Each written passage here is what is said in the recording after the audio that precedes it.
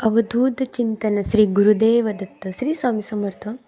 दत्त जयंती कशी साजरी करावी, कुठल्या सेवा आपल्याला करायच्या आहेत त्या संदर्भातला आजचा हा व्हिडिओ आहे. आपण बघणार आहोत की दत्त जयंतीनिमित्त आपल्याला त्या दिवशी कोणकोणत्या सेवा करायच्या आहेत, कुठला अध्याय आपल्याला त्या दिवशी वाचायचा आहे, नैवेद्य काय दाखवायचा आहे, उपवास कधी सोडायचा आहे. चला व्हिडिओला सुरुवात करूया. सगळ्यात आधी 4 डिसेंबर 2025 वार गुरुवार या दिवशी दत्त जयंती आलेली आहे. खूप मोठा आणि महत्त्वाचा असा दिवस आहे, कारण या दिवशी दत्त जयंतीसुद्धा आलेली आहे. मार्गशीर्ष महिन्याचा गुरुवारसुद्धा आहे आणि पौर्णिमासुद्धा आलेली आहे. त्यामुळे खूप महत्त्वाचा असा हा दिवस असणार आहे. तर चला आपण व्हिडिओला सुरुवात करूया. पौर्णिमा त्या दिवशी, तर अर्थात आपल्याला संध्याकाळी पौर्णिमासुद्धा मांडायची आहे. तर पौर्णिमा ही 4 तारखेलाच लागणार आहे आणि आपल्याला तेव्हाच ती संध्याकाळी साजरी करायची आहे. आणि मार्गशीर्ष महिन्याचा गुरुवारसुद्धा आहे. तर खूप छान असा हा दिवस आहे. त्यात आधी आपल्याला गुरुवारच्या दिवशी, तर आपण या व्हिडिओमध्ये फक्त दत्त जयंतीनिमित्त बघणार आहोत की दत्त जयंतीला आपल्याला कोणत्या सेवा करायच्या आहेत, काय करायचं आहे ते.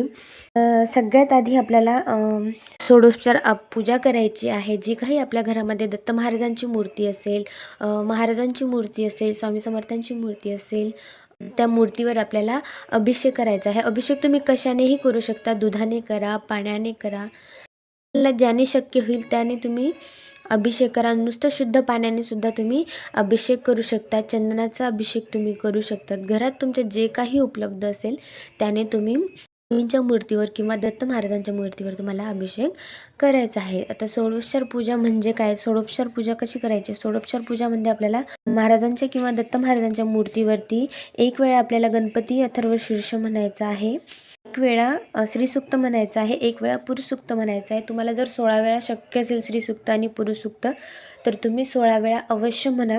आणि एकदा उपमान सूक्त आपल्याला म्हणायचं आहे. सुद्धा आपल्याला नित्यसेवेमध्ये दिलेला आहे. सगळ्या सेवा आपल्याला त्या दिवशी अभिषेक आणि ह्या सगळं आपल्याला करायचं आहे. आता दत्त जयंती खूप मोठा असा दिवस आहे, म्हणून सेवा आपल्याला जी काय आहे ती प्रॉपर सेवा आपल्याला करायची आहे. प्रॉपर सेवा आपल्याला त्या दिवशी करायची आहे. आता दत्त जयंती ठीक दुपारी 12:39ला तुम्ही जर घरी करणार असाल तर ठीक, आरती आपल्याला 12:39लाच आरती करायची आहे. जर तुम्ही केंद्रात जाऊन करत असाल तर केंद्रामध्ये तर 12:39लाच आरती होते.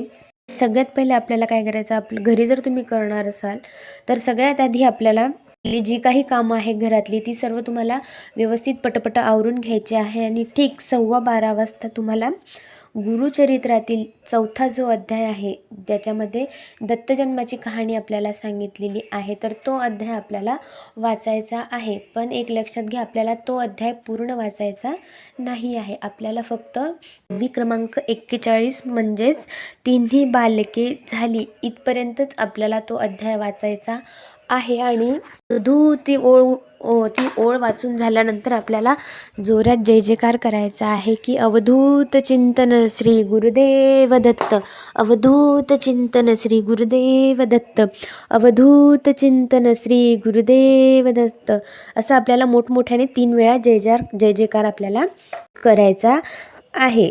जय जयकार करून झाल्यानंतर 12:39 वाजता आपल्याला आरती करायची आहे.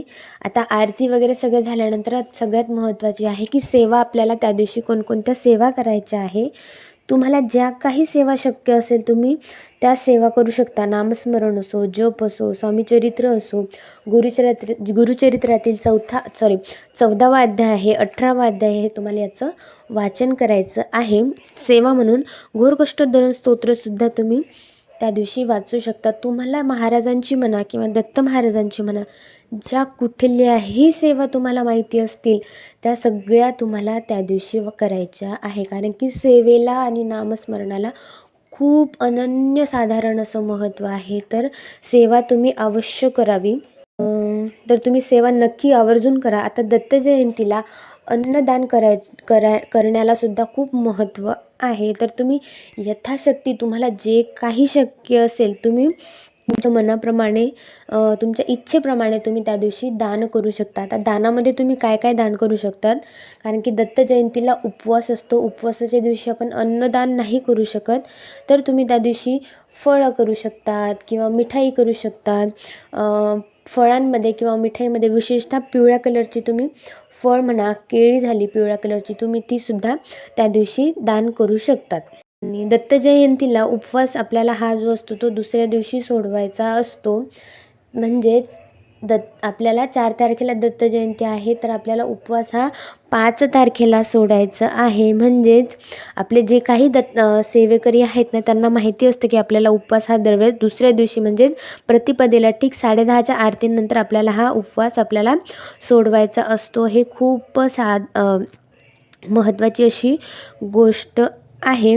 आता आरत्यांमध्ये आपल्याला कोणत्या कोणत्या आरत्या घ्यायच्या आहेत ते सांगते. सकाळच्या ज्या काही 3 आरत्या आहेत त्या आणि सायंकाळच्या 2 आरत्या, अशा मिळून आपल्याला 5 आरत्या त्या दिवशी करायच्या आहे. आता दुसऱ्या दिवशी सकाळी 8ची जी आरती आहे ती झाल्यानंतर 10:30 पूर्वीची दत्तपूजन हे केंद्रामध्ये होत असतं. तेव्हा सगळ्यांनी 11 माळ आपल्याला जप करायचा आहे आणि जे काही अन्नाचा नैवेद्य त्या दिवशी दाखवला जात असतो ते अन्नाचे 6 नैवेद्य करायचे असतात आणि त्याची आरती करून तो प्रसाद जो आहे तो सगळ्यांना त्या दिवशी वाटला जातो. तर तुम्ही 5 डिसेंबरला नक्की आपल्या जवळचे जे काही केंद्र आहे त्या केंद्रामध्ये जावे आणि जो काही प्रसाद आहे त्या प्रसादाचा तुम्ही अवश्य जाऊन लाभ घेतलाच पाहिजे, कारण की तो प्रसाद खूप महत्त्वाचा असतो.